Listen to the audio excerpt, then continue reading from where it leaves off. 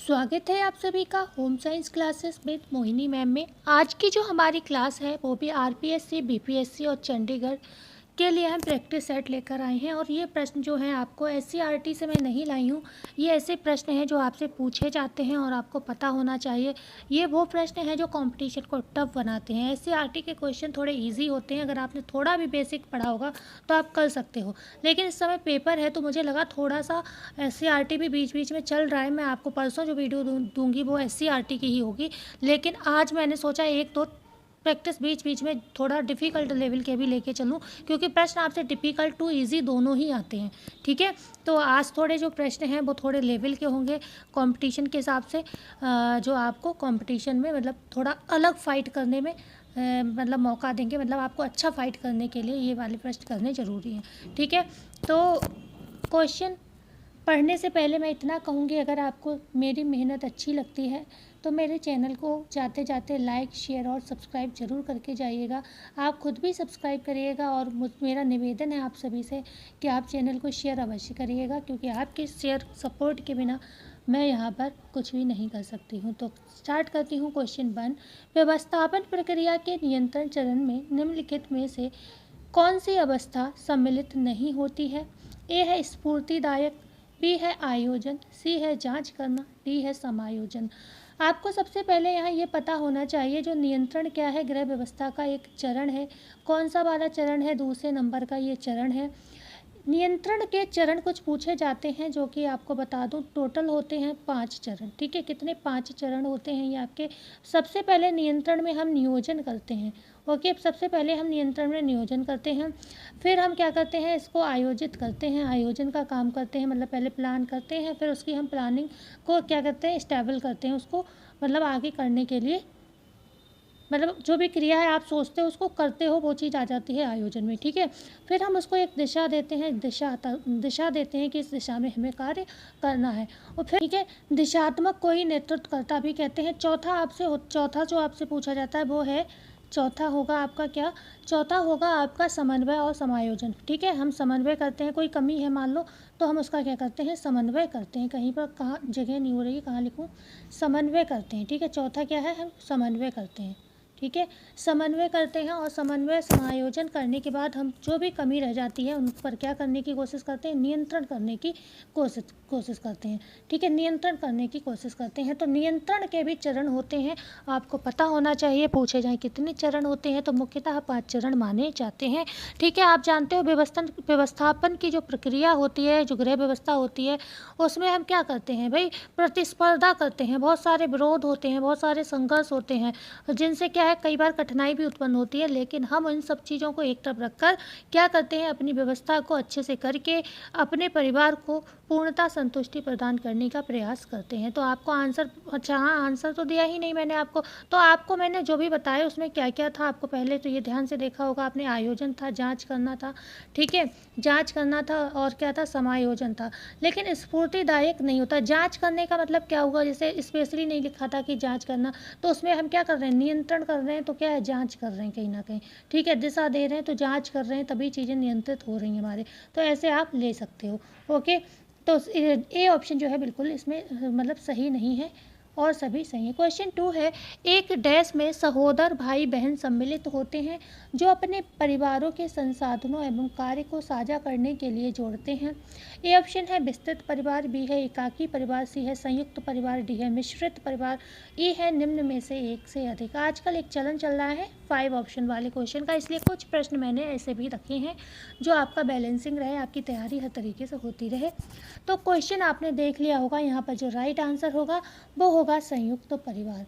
ठीक है, संयुक्त परिवार में क्या होता है, एक डैश में सहोदर भाई बहन सम्मिलित होते हैं, जो मतलब आसपास जो होते हैं नहीं, चचेरे तहेरे भाई बहन सम्मिलित होते हैं, जो अपने परिवारों के संसाधनों एवं कार्यों को यहाँ पर साझा करते हैं, साझा करने के लिए मतलब जुड़े रहते हैं। तो यहाँ पर ऑप्शन होगा सी, संयुक्त परिवार। ठीक है, वर्ण पदार्थ मेलेनिन त्वचा के किस स्तर में उपस्थित रहता है? ए है सल के स्तर, बी है प्रारोही स्तर, सी है कणमय स्तर, या डी है शुभ्र स्तर। किसको इसका आंसर पता है, जरा हमें जल्दी से आंसर दीजिए। आप जब तक आंसर दें थोड़ा सा मैं आपको बता देती हूँ। जो ये होता है क्या, मेलेनिन होता है, ये त्वचा के अंदर एक कोशिका होती है। कौन सी कोशिका, याद रखिएगा, मेलेनोसाइट्स। ठीक है, मेलेनोसाइट्स कोशिका होती है ना, इस कोशिका से क्या बनता है, मेलेनिन त्वचा वर्णक बनता है। ठीक है, त्वचा वर्णक बनता है। किस स्तर में होता है, बी ऑप्शन सही होगा, प्रारोही स्तर में होता है। ये क्या है, एक प्राकृतिक रंग द्रव्य है। पूछा जाए किस तरीके का रंग द्रव्य है, ये प्राकृतिक रंग द्रव्य है, ये आपको पता होना चाहिए। ये प्रारोही स्तर में उपस्थित रहता है। क्या करता है, त्वचा को प्राकृतिक रंग देने का काम करता है। कैसे बनता है, इसमें क्या होता है, कई रासायनिक क्रियाएं होती हैं। उसके बाद मेलेनोसाइट कोशिकाएं क्या करती हैं, मेलेनिन पिगमेंट को हमारे प्राकृतिक तौर पर त्वचा में मतलब क्या करती हैं, इंजेक्ट कराती हैं, जिससे हमारा रंग जो होता है प्राकृतिक रंग द्रव्य प्राप्त करता है। मतलब हमारा शरीर जो होता है वो प्राकृतिक, त्वचा जो होता है प्राकृतिक रंग प्राप्त करता है। ठीक है, क्वेश्चन नंबर 4 है, वस्तुएं एवं सुविधाएं जो परिवार को बिना धन के उपयोग से उपलब्ध होती हैं। ए है वास्तविक प्रत्यक्ष आय, बी है मनोवैज्ञानिक आय, सी है मौद्रिक आय, डी है वास्तविक आय। आप ये वाली क्लासेस हमारे यूट्यूब चैनल, मतलब जो हमारा चैनल है उसकी प्लेलिस्ट में जाएंगे, होम मैनेजमेंट की जो प्लेलिस्ट है उसमें आपको पूरा मैनेजमेंट का मैंने टॉपिक वाइज प्रैक्टिस कराया है। तो वहाँ पे ये वाले सारे प्रश्न जो आय के प्रकार वगैरह हैं बहुत इजीली आपको सब एक ही जगह मिल जाएंगे। सारे प्रकार और क्या क्या चीज़ें होती हैं, वास्तविक आय, प्रत्यक्ष आय, ये सब कितने प्रकार की होती हैं, सब वहाँ बताया हुआ है। ठीक है, तो वस्तुएं एवं सुविधाएं जो परिवार को बिना धन के उपयोग से प्राप्त होती हैं वो कहलाती हैं आपकी वास्तविक प्रत्यक्ष आय। ठीक है, वास्तविक आय आंसर क्यों सही है, ये आपको पता है। वास्तविक आय आंसर आखिर यहाँ पे क्यों सही है, क्योंकि वास्तविक प्रत्यक्ष आय का मतलब ये है कि कुछ चीज़ें ऐसी होती हैं, अगर हम उदाहरण की बात करें, जैसे आपके पास घर में जगह एक्स्ट्रा है तो आपने क्या किया, घर के बगीचे में फल एवं सब्जियाँ उगा ली। फल एवं सब्जियाँ उगाने का मतलब ये है कि अब आपको वो सब्जियाँ और फल खरीदने नहीं पड़ेंगे, बचत होगी उन पैसों की। और साथ ही साथ सबसे बड़ा फ़ायदा ये है, जब हम घर में फल सब्जियां उगाते हैं तो उससे आपको पता है उसमें हम कोई बेवजह की केमिकल वाली दवाइयाँ वगैरह नहीं लगाते हैं, तो वो क्या होती है, शुद्ध सब्जियां वगैरह होती हैं, तो हमारे लिए हेल्थ को भी वो फ़ायदा करती हैं। ठीक है, लेकिन हम यहाँ पर हेल्थ इशू की बात नहीं कर रहे हैं, हम कर रहे हैं किसकी, जो हमारी वास्तविक प्रत्यक्ष आय है उसकी बात कर रहे हैं। दूसरा, गृहिणी क्या करेगी, परिवार में क्या करेगी, कपड़ों को सिल लेगी। मतलब परिवार के जो भी लोग हैं उनके कपड़े वगैरह वो स्वयं सिल लेती है। तो वो क्या करती है, उससे क्या है, कपड़े सिलने की जो सिलाई है वो उसे नहीं देनी पड़ेगी। तो क्या है, ये वास्तविक प्रत्यक्ष आय हो गई। ठीक है, वास्तविक रूप में आपको प्राप्त हो रही है, मतलब उसमें आपका कोई धन नहीं खर्च हो रहा है बल्कि फ़ायदा हो रहा है। ठीक है, क्वेश्चन नंबर 5 है, सही उत्तर दिए गए कूट से चुनिए। अभिकथन ए है, काटने से पहले कपड़े पर ड्राफ्टिंग का लेआउट कपड़े को बचाने में मदद करता है। कारण आर है, काटने से पहले ड्राफ्टिंग दोष रहित उत्तम परिधान होगा, यहाँ पे प्रधान नहीं होगा, बनाने में मदद करता है। तो इनमें से आपके हिसाब से सही कथन कौन सा होगा। देखो, आप अगर क्या करते हो, काटने से पहले कपड़े का ड्राफ्टिंग या लेआउट बना लेते हो तो क्या होगा, कपड़ा बचता है, तो कपड़े बचाने में मदद करता है, बिल्कुल सही, इसीलिए ड्राफ्टिंग कराई जाती है। और दूसरा कारण क्या दे रखा, काटने से पहले ड्राफ्टिंग दोष रहित उत्तम परिधान बनाने में मदद करता है। बिल्कुल, अगर ड्राफ्टिंग हम बनाते हैं इसलिए कि जो भी कमी होनी होगी हमारी वो ड्राफ्टिंग में हो जाएगी, कपड़े पर वो गलती नहीं होगी। उससे क्या है, आपका कपड़ा भी बचेगा और परिधान भी आपका उत्तम तरीके से बनेगा, क्योंकि जो गलती होगी वो ड्राफ्टिंग पे आप कर चुके होगे, तो कपड़ा आप मतलब सही से काट लोगे। तो यहाँ पर क्या आंसर होगा हमारा, ऑप्शन ए सही है, परंतु आर गलत है। ऑप्शन देख लीजिए। ठीक है, अब यहाँ तो आंसर ही दिख रहा है, यही मतलब प्रॉब्लम होती है फ़ोन की स्क्रीन पर, आंसर भी दिख गया आपको। तो यहाँ पर मतलब सी ऑप्शन सही है, मतलब दोनों ही करेक्ट है, तो सी ऑप्शन सही है, ए तथा आर दोनों सही हैं। ओके, बस ऐसे क्वेश्चन बनाने में फ़ोन की स्क्रीन पर काम करना बहुत मुश्किल काम है, क्योंकि हम हर तरीके से फ़ोन की स्क्रीन यूज़ नहीं कर सकते। हम इसमें स्क्रीन जो है वो इतनी छोटी हो रही है कि आपको आंसर भी दिख जा रहा है। क्वेश्चन नंबर 6 है, अभिकथन ए है, गाय के दूध की अपेक्षा शिशु मानव दूध से लव लवण अधिक धारण करते हैं। ठीक है, सच्चाई तो यह है कि दूध में आयरन होता ही नहीं है या फिर ना के बराबर होता है। ओके, कारण आर है, गाय के दूध की तुलना में मानव दूध में लौह लवण अधिक मात्रा में होता है। तो आपको ए ऑप्शन तो मैं बता दूं सही है, गाय के दूध की अपेक्षा शिशु मानव दूध से लौह लवण अधिक धारण करता है। सच बताऊं आपको तो मानव दूध में लौह लवण माना ही नहीं गया कि होता है, बहुत रेयर होता, बहुत ही मतलब होता ही नहीं एक तरीके से। लेकिन आयोग ने इसका आंसर ए माना है, इसलिए मैं आपको बता दूं कि आयोग के हिसाब से ए आंसर सही है। ये पीजीटी अभी जो 21 में पेपर हुआ था उसी का क्वेश्चन है। गाय के दूध की तुलना में मानव दूध में लवलवण अधिक मात्रा में पाया जाता है, तो ये गलत है, क्योंकि कंसिस्टेंसी जो गाय के दूध की माँ के दूध से थोड़ी हार्ड होती है। ठीक है, माँ का दूध बहुत पतला होता है, गाय का दूध उतना नहीं, थोड़ा गाढ़ा होता है। माँ का दूध बहुत पानी जैसा होता है, बिल्कुल ट्रांसपेरेंट होता है, लेकिन जो गाय का दूध होता है वो थोड़ा गाढ़ा होता है, तो इसलिए उसमें जो है न्यूट्रिशन थोड़े ज़्यादा होते हैं गाय माँ के दूध के मुकाबले। तो फिर लौ लबड़ भी क्या है, अगर होगा, पहली बात तो दूध में होता नहीं, आप जानते हो, लेकिन अगर होगा तो माँ के दूध से ज़्यादा ही होगा, क्योंकि माँ के दूध से कंसिस्टेंसी थोड़ी हार्ड होती है, और भैंस के दूध की और ज़्यादा हार्ड होती है, तो उसमें और ज़्यादा होंगे। तो इस तरीके से कारण आर बिल्कुल गलत हो गया, और ए इन्होंने जो है सही मान लिया, तो ए सही है, परंतु आर जो है गलत हो जाएगा। अब मैं आंसर यहाँ पर इसलिए आपको दे दे रही हूँ, ऑप्शन नहीं देने दे रही हूँ, क्योंकि आपको आंसर, अगर ऑप्शन दिखाए तो आंसर आपको यहीं दिख जाएगा। ठीक है, तो आप बस प्रैक्टिस कर लीजिए। अब आपसे यही तो मैं कहती हूँ, आप लोग जल्दी जल्दी सपोर्ट करिए, चैनल मेरा ग्रो करे, थोड़ी इनकम हो तो मैं आपके लिए व्यवस्था करूँ जो मैं अच्छे से आपको पढ़ा सकूँ। मुझे भी बहुत अच्छा लगता है, मुझे ये PDF बना के तो प्रश्न पढ़ाना ही अच्छा लगता है। थ्योरी क्लास मैं चाहती हूँ मैं लिख कर पढ़ाऊँ, मुझे लिख के पढ़ाने में बहुत मज़ा आता है। ठीक है, लेकिन बात यह है कि अगर वाइट बोर्ड पर रिकॉर्ड करती हूँ तो व्यवस्था घर में नहीं हो पा रही है। ठीक है, क्योंकि मैं मतलब बहुत सी प्रॉब्लम होती हैं, मतलब मैं आपको क्या बताऊं, जैसे कि फ़ोन की जो मेमोरी की एक लिमिट होती है, जब आप फ़ोन के कैमरे से हम वीडियो बनाते हैं तो मेमोरी उसकी बहुत हाई जाती है। 30 मिनट की वीडियो जो है इतनी, मतलब बता नहीं सकते हैं कि मतलब फ़ोन काम करना बंद कर देता है। मैंने स्टार्टिंग में वाइट बोर्ड पर काम किया है, जब मैंने इससे पहले क्लास स्टार्ट की थी तब की मैं बता रही हूँ, जब मैंने सीखा है काम करना तब की बता रही हूँ। तो इसलिए मुझे एक्सपीरियंस है, वाइट बोर्ड वगैरह है मेरे पास, कि फ़ोन की मेमोरी काम नहीं करती है वाइट बोर्ड पर, बहुत हाई मेमोरी जाती है वाइट बोर्ड की रिकॉर्डिंग में। लेकिन फ़ोन की स्क्रीन पर रिकॉर्डिंग जो है बहुत मतलब सही रहता है, इसमें मेमोरी ज़्यादा नहीं लेता है, फ़ोन की स्क्रीन पर रिकॉर्डिंग करो। लेकिन क्या है, फ़ोन की स्क्रीन इतनी छोटी होती है और उंगली से लिखने में बहुत दिक्कत होती है इसमें। ठीक है, पेन भी नहीं काम करता, पेन पे भी फ़ॉन्ट उतना ही बड़ा रहता है, पेन भी लिया मैंने, पेन भी उंगली ज़्यादा ईजी पड़ रही है उस पेन से लिखने में। तो इसलिए जब तक आप लोग सपोर्ट नहीं करेंगे, मैं आपकी कोई ख्वाहिश पूरी एक्स्ट्रा नहीं कर पाऊँगी। तो प्लीज़ आप लोग चैनल को सपोर्ट करिए। क्वेश्चन 7 है, तीव्र वृद्धि दर तथा मांसपेशियों पर नियंत्रण विशेषता है। ए ऑप्शन है नवजात अवस्था की, बी है शैशवावस्था की, सी है प्रारंभिक बाल्यावस्था की, डी है उत्तर बाल्यावस्था की। तो आई होप आपने आंसर मतलब देख लिया होगा। यहाँ पर राइट आंसर होगा बी, शैशवावस्था। ठीक है, शैशवावस्था में क्या होता है, वृद्धि दर और मांसपेशियों पर नियंत्रण करना बच्चा सीख जाता है। 2 से 6 साल तक की अवस्था होती है, हम सभी जानते हैं। और क्या होता है, इसमें तीव्र गति से कहते हैं वृद्धि होता है, बच्चा मांसपेशियों पर नियंत्रण करना सीखता है और काफ़ी मजबूती भी आती है। और इस समय गत्यात्मक विकास बहुत तीव्र होता है, गत्यात्मक विकास बहुत तीव्र गति से होता है। अगर आपसे पूछा जाए, शारीरिक स्नायुविक जो स्नायु का जो विकास होता है वो भी बहुत तेज़ होता है। शारीरिक पूछा जाए मतलब लगभग कह सकते हैं ओवरऑल डेवलपमेंट यहाँ पर काफ़ी तेज़ अवस्था में होता है। ठीक है, खास तौर से अगर पूछा जाए कितने वर्षों तक, अगर आपसे एक समय पूछ लिया जाए तो 3 वर्षों तक जो है बहुत तेज़ी में डेवलपमेंट किसी भी बच्चे के अंदर होता है। ठीक है, क्या होगा, इसमें लंबाई तथा भार में भी वृद्धि होगी। ओके, और जो भी इंद्रियां होती हैं सभी इंद्रियों में तेज गति से विकास होता है। मैंने अभी आपको बताया ओवरऑल डेवलपमेंट यहाँ पर काफ़ी अच्छा होता है, शैशवावस्था में सबसे तेज गति से माना गया है। क्वेश्चन नंबर 8 है, निम्नलिखित में से कौन सा दोहरा नुकीला डॉट है, lens dot, French dot, fish dot या ड्रेस मेकर।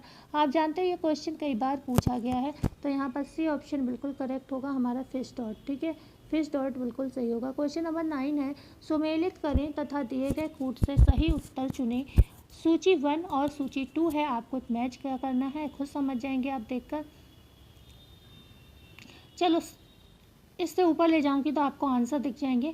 मैं चाहती हूँ आप इन्हीं में आंसर चुन लें, इन्हीं 3 में आपको आंसर मिल जाएगा। देखिए, सुमेलित करें,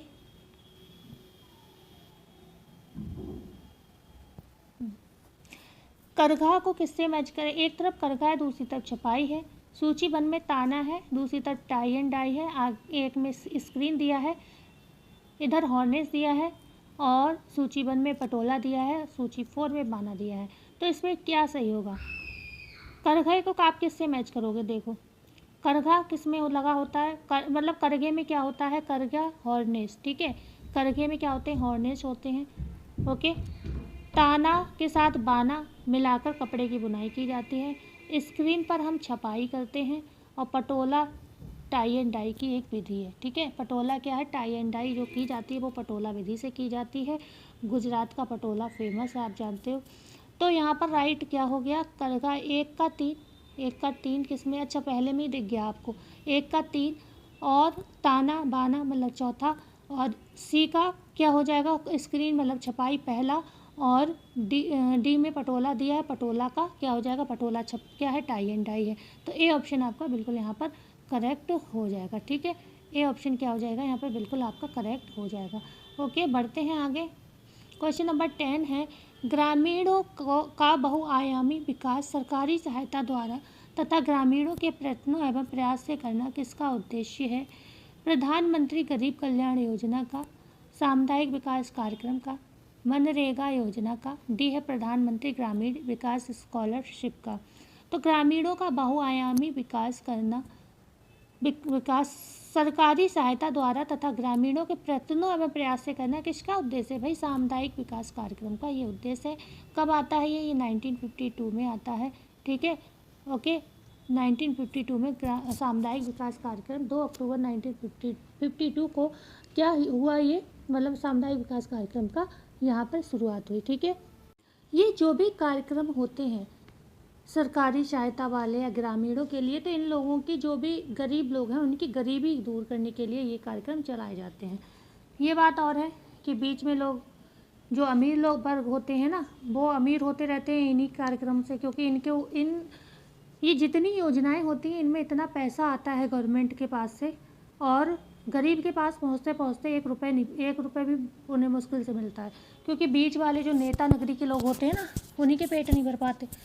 क्वेश्चन नंबर 11 है, गर्भकाल की प्रारंभिक अवस्था में रेडियम एवं एक्स किरणों के प्रयोग से शिशु में हो सकता है, मतलब गर्भकाल की जो प्रारंभिक अवस्था होती है, आप जानते हैं हम लोग क्या कराते हैं, अल्ट्रासाउंड कराते हैं, तो उसमें ये किरणें पड़ती हैं ना, तभी तो कहते हैं अल्ट्रासाउंड भी बहुत ज़्यादा नहीं कराना चाहिए।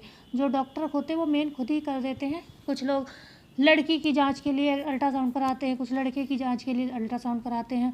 ठीक है, बहुत सारे रीजंस होते हैं। ओके, लेकिन नहीं कराना चाहिए ज़्यादा।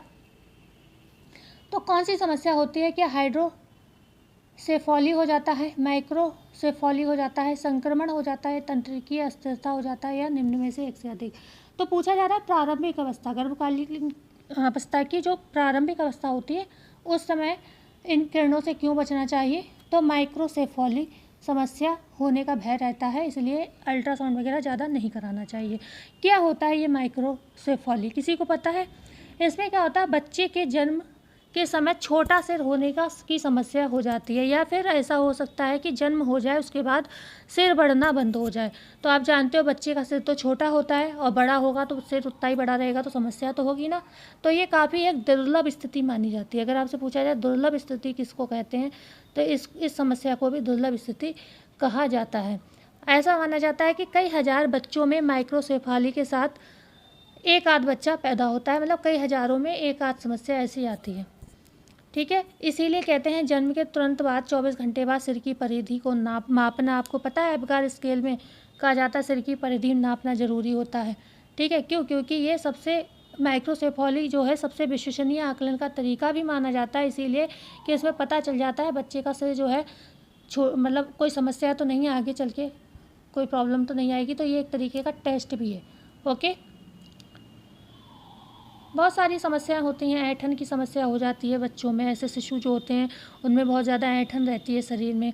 और क्या होगा, बड़े होंगे तो शारीरिक अक्षमताएं बहुत सारी होती हैं, सीखने की अक्षमताएं बहुत सारी होती हैं, नहीं सीख पाते हैं, क्योंकि एक तो छोटा सिर के साथ बच्चा जाएगा समाज में तो वैसे भी उसे इफेक्ट पड़ेगा, लोग अलग नज़र से देखेंगे। सिप्पी का आहार दिया जाता है कब्ज के उपचार में, डायरिया के उपचार में, पेप्टिक अल्सर के उपचार में, पीलिया के उपचार में, या फिर निम्न में से एक से अधिक। तो सिप्पी का आहार कौन कौन जानता है, सिप्पी का आहार कैसा होता है। देखो, सिप्पी के आहार में और कुछ नहीं, ये नरम होता है, फीका आहार होता है। और कैसा होता है, आमाशय में होने वाली समस्या को दूर करने के लिए थोड़े थोड़े अंतराल पर दिया जाता है, और इसी को सिप्पी आहार कहते हैं।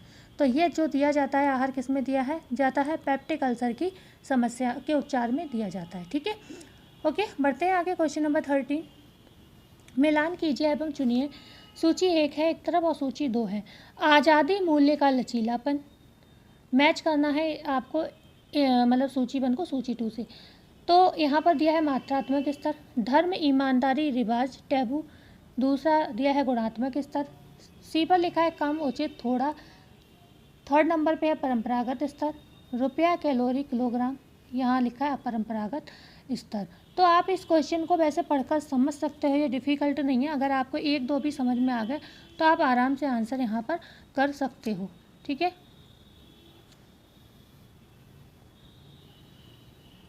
ओके, मैच करिए, आपको 3 ऑप्शन में ही आंसर सही मिल जाएगा। क्या होगा? आज़ादी, मूल्यों का लचीलापन, किस में जाएगा ये?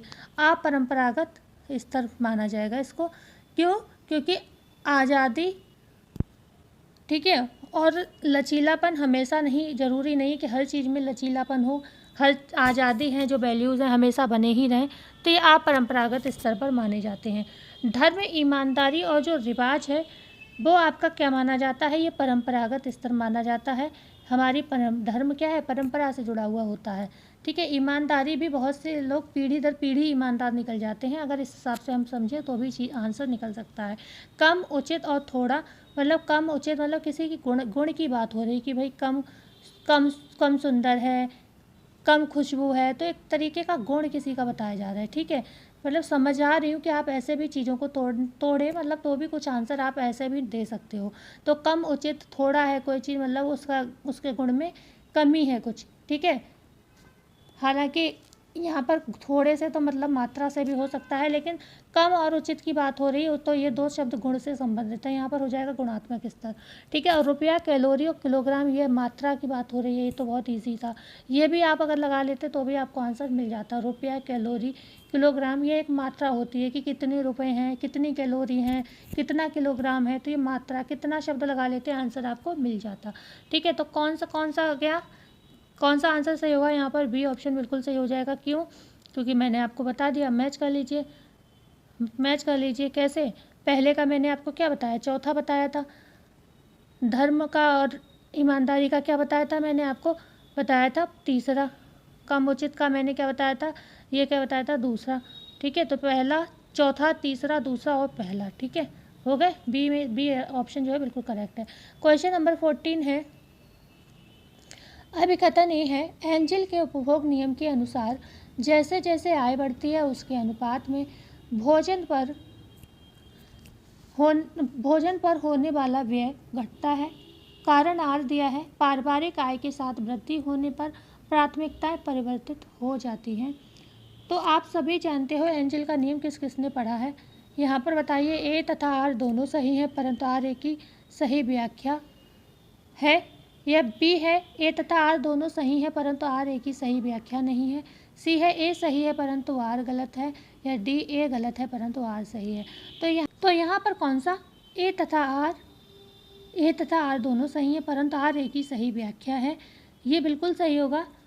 ये बात सही है, इन्होंने ये बोला है कि व्यक्ति की जैसे जैसे आय बढ़ती है वैसे वैसे उसके अनुपात में भोजन पर होने वाला व्यय उसका घटता है, ठीक है। और दूसरा भी सही, पारिवारिक आय के साथ वृद्धि होने पर प्राथमिकताएं परिवर्तित हो जाती हैं, ठीक है। तो ये बात सही है, प्राथमिकताएं लोगों की बदल जाती हैं। जब पैसे नहीं थे तो आदमी मनोरंजन नहीं करता था, लेकिन जब पैसा होगा तो उसके मनोरंजन पे खर्चे भी बढ़ेंगे, ओके।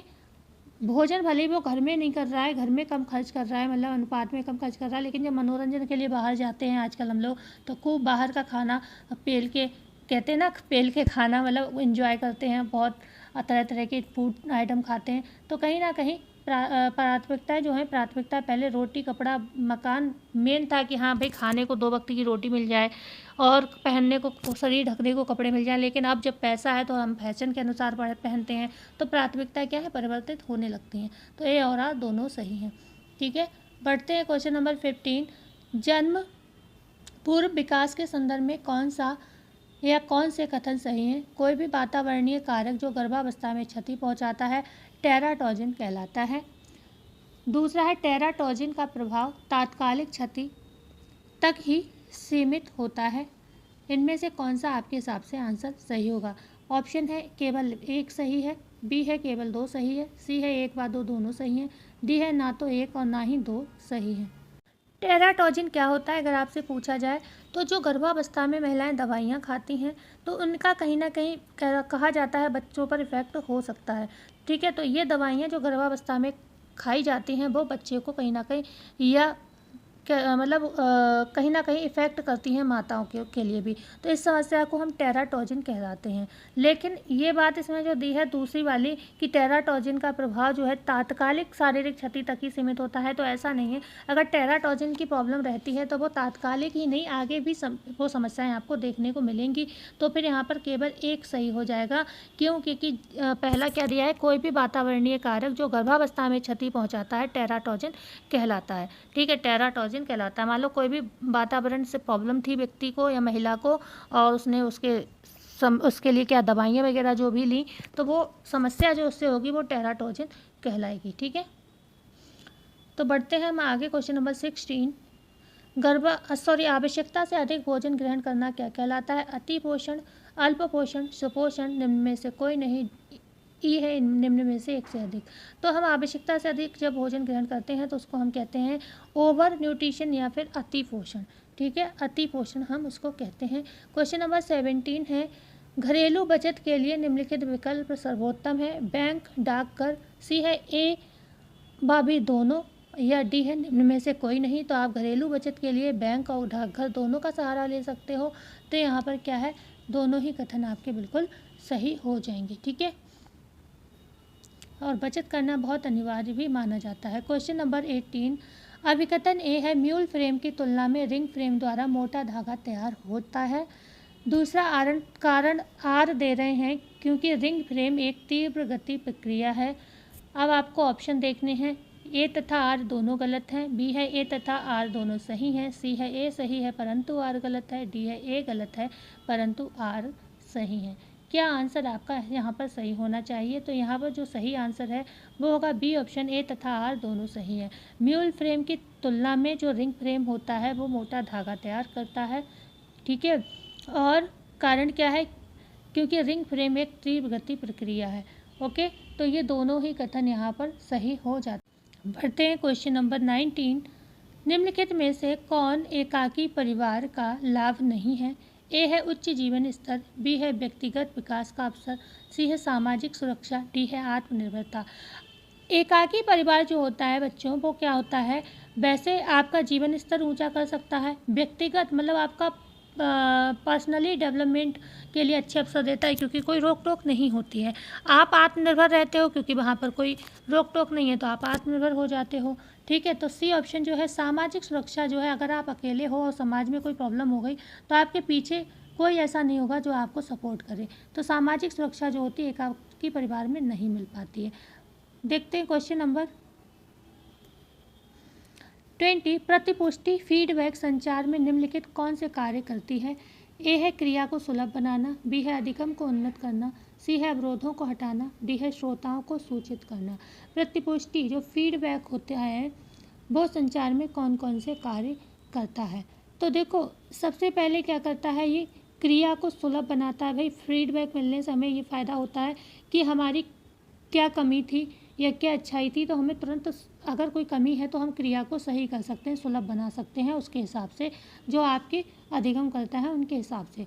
ठीक है, दूसरा आप जानते हो फीडबैक तभी मिलेगा जब लोग आपकी बात सही से सुन रहे होंगे, समझ रहे होंगे। इसका मतलब अवरोध भी मतलब कोई नहीं है आपके, जो आप संचार कार्य कर रहे हो उसमें कोई अवरोध नहीं है, लोगों तक सूचना जा रही है तभी लोग आपको फीडबैक दे रहे हैं, तो अवरोध को भी हटाता है। डी ऑप्शन क्या है, श्रोताओं को सूचित करता है। ठीक है, तो सूचना जो होती है संचार माध्यम से हम क्या करते हैं, श्रोताओं को सूचना भी यहाँ पर सूचित करते हैं। तो यहाँ पर ए भी सही है, सी भी सही है और डी भी सही है। तो यहाँ पर 1 3 4 मतलब A B C D, sorry यहाँ पर मैंने ABCD लिख दिए हैं और यहाँ पर 1 2 3 के हिसाब से आंसर दे दिया है, तो कोई बात नहीं, आप इन्हें 1 2 3 कर लो, 1 2 3 और 4। तो मैंने कौन सा बताया, 1 3 4। हाँ, मतलब ऑप्शन के हिसाब से अगर मैं आंसर दूँ तो डी ऑप्शन यहाँ पर सही है, जो कि आयोग ने माना है। ठीक है, हालांकि मेरे हिसाब से मुझे तो ये लग रहा है अधिगम को भी उन्नत करेगा। प्रतिपुष्टि फीडबैक मैं एक बार ज़रूर चेक करूँगी, क्योंकि जब हमें फीडबैक मिलता है हमारी क्या कमियाँ हैं क्या अच्छाइयाँ हैं, तो हम तब तो क्या है, और उसे क्लियर करते हैं तो अधिगम उन्नत होगा नहीं। मान लो कोई प्रॉब्लम है, हमने कोई संचार कार्य किया और सामने वाले ने फीडबैक दिया कि है ये चीज़ मुझे सही समझ नहीं आई, आपने दोबारा उसको क्लियर किया, ठीक है, तो कहीं ना कहीं अधिगम उन्नत होगा ना, दोबारा आप समझाओगे तो उसे समझ आ जाएगा नहीं आ जाएगा, ठीक है, तो उन्नत ही होगा अधिगम। लेकिन इसमें जो है आयोग ने जो आंसर मिला बताया, मैंने आपको उस हिसाब से आंसर दिया है। एक बार मैं इसको एक्सटेंशन एजुकेशन तो पढ़ा ही रही हूँ मैं, चल ही रहा है अभी आपका विषय प्रैक्टिस में, तो उसमें एक बार ये मैं फीडबैक वाला ज़रा आपको देख के बताऊंगी कि ये वाला सही है, ऑप्शन नहीं सही है, तो इसको थोड़ा आप एरर में डाल सकते हो, या फिर आयोग के हिसाब से तो भाई ये आंसर उन्होंने सही माना है। क्वेश्चन नंबर 21 है, मानव शरीर के कौन से अंग ग्लूकोज को ग्लाइकोजन के रूप में संग्रहित रखते हैं। आप जानते हैं ग्लूकोज और ग्लाइकोजन क्या होता है, जब हमारे शरीर में शर्करा या फिर मतलब जो शर्करा होती है ग्लूकोज में कन्वर्ट हो जाती है, तो ग्लूकोज जो हमारे शरीर में क्या होता है ज़्यादा हो जाता है तो वो ग्लाइकोजन के रूप में कन्वर्ट हो जाता है। और कहाँ सेफ हो जाता है, फेफड़ों तथा मांसपेशियों में, यकृत एवं मांसपेशियों में, आमाशय एवं मांसपेशियों में, छोटी आंत एवं बड़ी आंत में, तो ये यकृत व मांसपेशियों में क्या होता है, सेफ हो जाता है। और जब हम व्रत वगैरह करते हैं या जब हम लंबे समय तक आहार नहीं ले पाते हैं, हमारे शरीर में ग्लूकोज की कमी होती है, तो ये ग्लाइकोजन ही किस में कन्वर्ट हो जाता है, ये ग्लाइकोजन कन्वर्ट हो जाता है किसमें, ग्लूकोज में, और हमारे शरीर को एनर्जी देने का काम करता है। क्वेश्चन नंबर 22 है, निम्नलिखित में से कौन सा रोग जीवाणु के कारण नहीं होता है। ए है टाइफाइड, बी है पोलियोमिलाइटिस, सी है तपेदिक, डी है हैजा।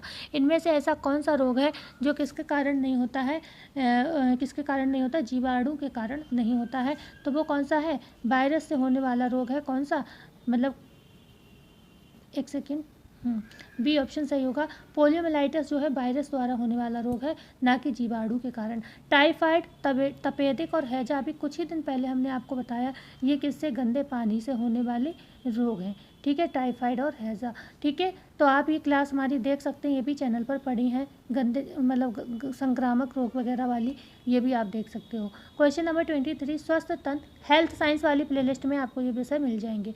स्वस्थ तन का स्वस्थ मन से गहरा रिश्ता माना जाता है, रिश्ता नाता है, उक्त कथन शारीरिक विकास के किस नियम को उल्लेखित करता है। ए है व्यक्तिकता का नियम, क्वेश्चन देख लेना, स्वस्थ तन का स्वस्थ मन से गहरा रिश्ता नाता है, ये कथन शारीरिक विकास के किस नियम के लिए उल्लेखित कर रहा है, व्यक्तिकता का नियम, सह संबंध का नियम, लयात्मक विकास का नियम, यहाँ डी है निश्चित विकास चक्र का नियम। तो भाई क्या है, स्वस्थ तन का स्वस्थ मन से गहरा रिश्ता है, मतलब संबंध है, ठीक है, सह संबंध का नियम सही होगा, बी ऑप्शन बिल्कुल करेक्ट होगा। क्वेश्चन नंबर 3, क्वेश्चन नंबर 24 है, किस अवस्था में भ्रूण की लंबाई आधा इंच से 2.5 इंच तक हो जाती है। ए है बीजावस्था, बी है ग्रेनुलर अवस्था, सी है भ्रूणावस्था, डी है गर्भस्थ शिशु की अवस्था।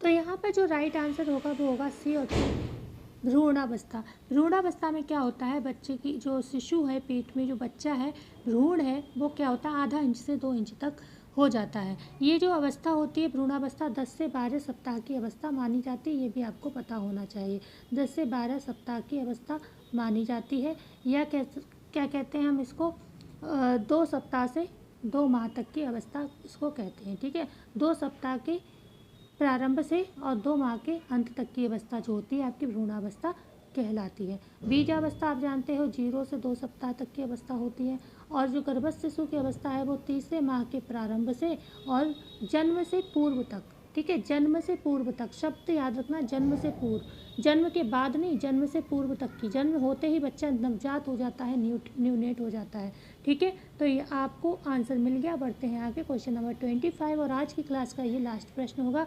क्वेश्चन 25 है, हीमोग्लोबिन किस प्रकार का प्रोटीन है। क्या ये वनस्पति प्रोटीन है, साधारण प्रोटीन है, संयुक्त प्रोटीन है, या व्युत्पन्न प्रोटीन है। तो हीमोग्लोबिन एक प्रोटीन है, संयुक्त प्रोटीन, संयुक्त प्रोटीन क्यों, क्योंकि हिम प्लस ग्लोबिन क्या है, संयुक्त हो गया, ठीक है, संयुक्त प्रोटीन का ये उदाहरण है, ठीक है। तो क्लास कैसी लगी जाते जाते नहीं बताना नहीं भूलिएगा। अच्छी लगी हो तो सभी लोग लाइक करेंगे, शेयर करेंगे चैनल को, और मुझे उम्मीद है आप भी चैनल को सब्सक्राइब जरूर करेंगे। मिलते हैं ऐसे ही वीडियो में, जब तक के लिए धन्यवाद। तैयारी करते रहिए और इस बार सिलेक्शन ज़रूर लेकर जाइए।